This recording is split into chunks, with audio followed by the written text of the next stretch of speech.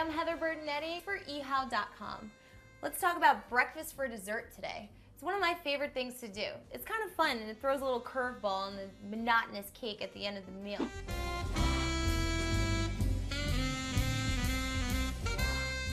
So today we're going to make some crepes here, and it's super simple to make. I do it all in a blender. So here's what we're going to do.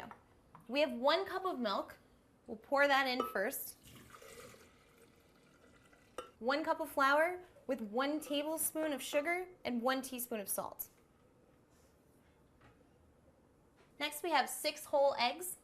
We'll put those in there as well.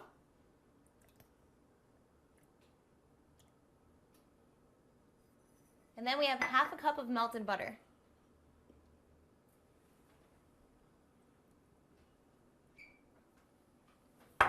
Just to make sure this doesn't spit up in my face, I'm going to use my spatula just to make sure the flour is all kind of wet in there. Now on the lowest setting, we're going to blend this up until it's completely liquefied.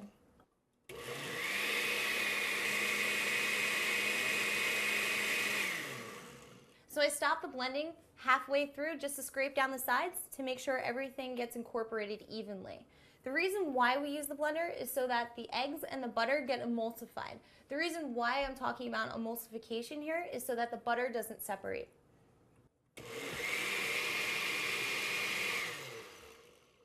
Now, I want to give this a quick strain just in case some lumps got away from me. It's almost like a pancake batter. It's pretty much what a crepe is. It's a super thin pancake.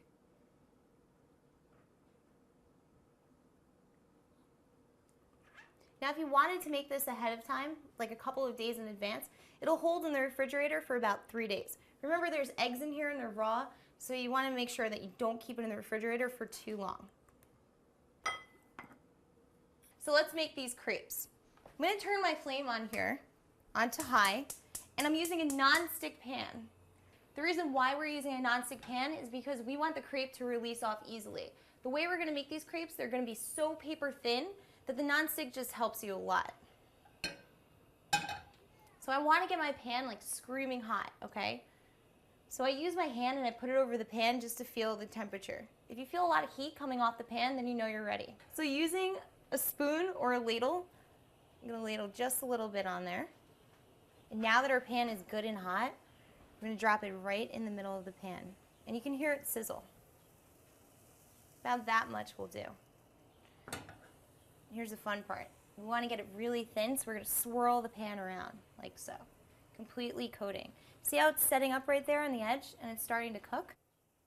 That's perfect. Put it back on the heat and I'll show you how to flip it. I use my hands, but if you need a little help, you can grab a small spatula and you can release it around the edge.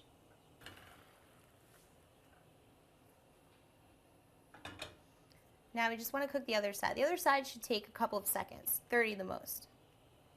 So now with my pan, I put it onto a plate. Now that the crepes are done, let's finish these off. I like to finish mine with bananas and a little bit of Nutella. And I'll show you how to fold them.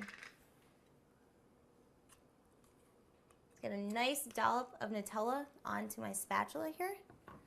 I put it right in the center. I sort of spread it in a circle right in the middle. Beautiful. Now I have some bananas here that I cut into slices. And we're just going to lay those on top. No need to be fancy because these are going to get folded up anyway. Okay. Now when I fold my crepe, I fold in half and I sort of squish it down and then I fold in a quarter, like so. Depending on how much banana or Nutella you like, it's completely up to you. Up to our second one, we fold it over in half, and then we make a triangle quarter. Beautiful. Couple of bananas right on top. And that is crepes with Nutella and bananas. I'm Heather Bertinetti. Catch me again on eHow.com.